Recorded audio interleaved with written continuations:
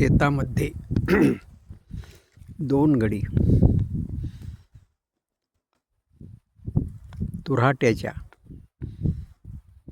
खोडक्यांचे भारे आणून टाकत आहेत. हा आटापिटा कशासाठी? तर याआधी या शेतामध्ये आम्ही बांबू लावला होता. हा बांबू यावर्षी उखडून टाकला. त्याचे जे बुडं आहेत हे असे मोठमोठाले बुडं आहेत. हे बुडं एका बाजूनं लावलेले आहेत इकडे या धुऱ्याला, आणि ते जाळायच्या हिशोबानं अशा पद्धतीच्या खोडक्या याच्यावर टाकल्या जात आहेत. एका स्ट्रोकमध्ये हे सगळं जळेल असंही नाही. एकदा जळाल्यानंतर पुन्हा किती शिल्लक राहते तेही पाहावं लागेल आणि पुन्हा त्याला जाळण्याची प्रक्रिया करावी लागेल. तसं नाही केलं तर हे बुडं जिवंत होतील आणि पुन्हा याची बेटं जागोजाग तयार होतील. या धुऱ्याला जशी हे लावलेले आहेत बेटं याची बुडं, तसे तिकडच्या धुऱ्याला सुद्धा लावलेले आहेत. तेही जाळायचे आहेत आणि याच पद्धतीने जाळायचे आहेत. तर एखादा प्रयोग केला आणि त्यातून माघार घेतली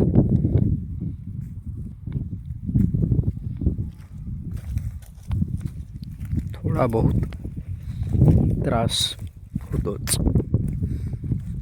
आणि तो शेतकऱ्याला सहन करावाच लागतो, त्याला पर्याय नाही.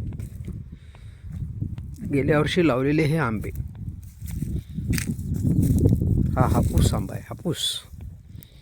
हापूस आंबे 10 लावले होते या धुऱ्यानं. त्यातले 4 जगले आणि 2 आंबे गावरानी लावले होते, ते दोन्हीही जगले. त्या गावरानी आंब्यांना 2 वर्ष होऊन गेलेले आहेत. उंच झालेले आहेत ते. फक्त आता उन्हाळ्यात जे काही गावठी प्राणी, काही रानटी प्राणी इकडे तिकडे फिरत राहतात, त्यांच्यापासून रक्षण होणं आवश्यक आहे. म्हणून याला कंपाऊंड वगैरे केलेले आहेत. प्लास्टिक जाळीचे कंपाऊंड लावलेले आहेत आणि त्याच्यावरून मग आणखी आता काट्यासुद्धा लावायच्या आहेत. म्हणजे मग या झाडांना त्रास होणार नाही. हा एक गावरानी आंबा, मजबूत खोड झालेला आहे याचं.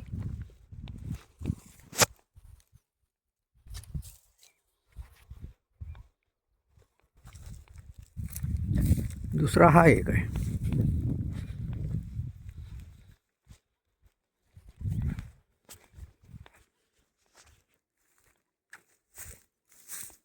याचंही खोड असंच मजबूत झालेलं आहे.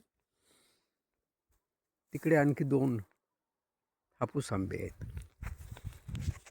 अर्थात प्रश्न असा आहे, म्हणजे लावतानाही प्रश्न असा होता की आपण आंबे जरी शेतात लावले तरी ते जेव्हा येतील, फळ येईल, तेव्हा त्यातले किती फळं आपल्या हाती लागतील.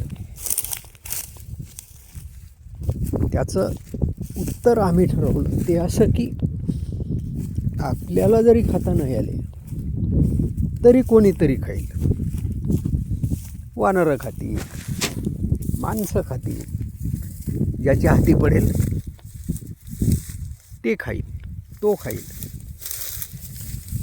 पण शेतात आंब्याची झाडं असावीत या एका दृष्टीनेच ही झाडं लावलेली आहेत. असो, पाणी काल परवा हळदीला सोडलेलं होतं, त्यामुळं थोडं खाली गेलेलं आहे. इकडून एक झरा उघडा पडलेला आहे, तो त्याच्यातून बऱ्यापैकी पाणी चाललेलं आहे. तरी यावर्षी विहिरीचे आडवे बोर घेण्याची इच्छा आहे. पाहू काय होते.